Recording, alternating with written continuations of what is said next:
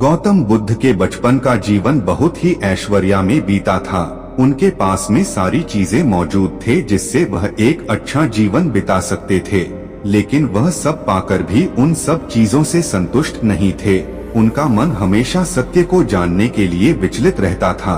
वह सत्य जीवन का परम सत्य था जिसे जानने के लिए महात्मा बुद्ध ने अपना घर बार सब कुछ छोड़ दिया। इसके बाद उनके जीवन में ढेरों परिवर्तन आए और उनके जीवन के इन्हीं परिवर्तनों से हम बहुत कुछ सीख सकते हैं। इसीलिए हम इस वीडियो में महात्मा बुद्ध के जीवन के कुछ ऐसी कहानियों के बारे में बताएंगे। उन्हीं में से एक कहानी ये है जिससे आपके जीवन में भी बदलाव जरूर आएंगे।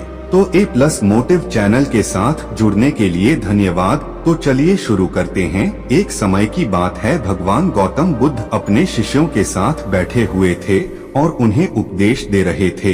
तब उन्होंने अपने शिष्यों से कहा, क्रोध इंसान का सबसे बड़ा दुश्मन है। क्रोध करने वाला व्यक्ति खुद को हानि पहुंचाता ही है, लेकिन दूसरों को भी हानि पहुंचाता है। वह प्रतिशोध की आग में जलता है और अपने जीवन को बर्बाद करता है। उनके उपदेश खत्म हो जाने के बाद उनके शिष्यों में से एक शिष्य खड़ा होता है और उसे बोलता है, तू एक ढोंगी है। तेरी बातें मनुष्यों के रहन सहन से विपरीत है। तू जो भी कहता है उसे अपने जीवन में अनुसरण नहीं करता और दूसरों को यह सब करने कहता है। जब उसका वह शिष्य गौतम बुद्ध को उल्टी सीधी बातें कह रहा था, तब गौतम बुद्ध ने कोई प्रतिक्रिया नहीं दी और वे शांत बैठे थे। लेकिन ऐसे में वह व्यक्ति और भी ज्यादा गुस्सा हो गया और गुस्से में आकर उसने गौतम बुद्ध के मुंह पर थूक दिया। इसके बाद भी महात्मा गौतम बुद्ध को गुस्सा नहीं आया और वे शांत थे। उन्होंने अपने चेहरे से थूक को पोंछा और वह चुपचाप बैठ गए। यह सब देखकर उस शिष्य को समझ नहीं आया कि वह क्या करेगा। गुस्से में आकर वह उस जगह को छोड़कर चला गया और अगले दिन अपने घर पहुंचा।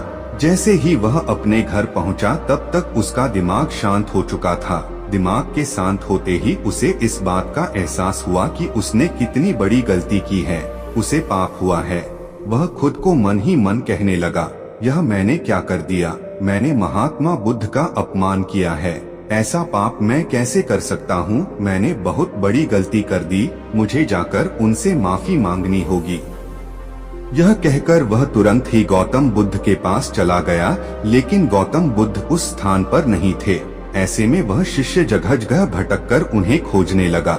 जैसे ही उसे महात्मा बुद्ध मिले तो वह उनके पैरों पर गिर गया और उनसे कहने लगा, मुझे माफ कर दीजिए, मुझसे गलती हुई है। मैंने आपका अपमान किया है। मैंने यह बहुत बड़ा पाप किया है।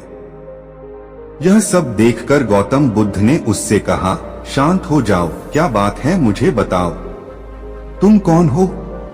गौतम बुद्ध के यह पूछने पर वह शिष्य चौंक गया। वह सोचने लगा कि महात्मा बुद्ध मुझे कैसे भूल सकते हैं। मैंने तो उनका अपमान किया था। यह सोचकर उसने महात्मा बुद्ध से पूछा, मैं वही शिष्य हूँ जिससे कल आपका अपमान किया था और आप इतनी जल्दी मुझे भूल गए। हमें कल की बातों को कल में ही छोड़ देना चाहिए। वह अच्छा हो या बुरा, उसके बारे में बार बार विचार नहीं करना चाहिए।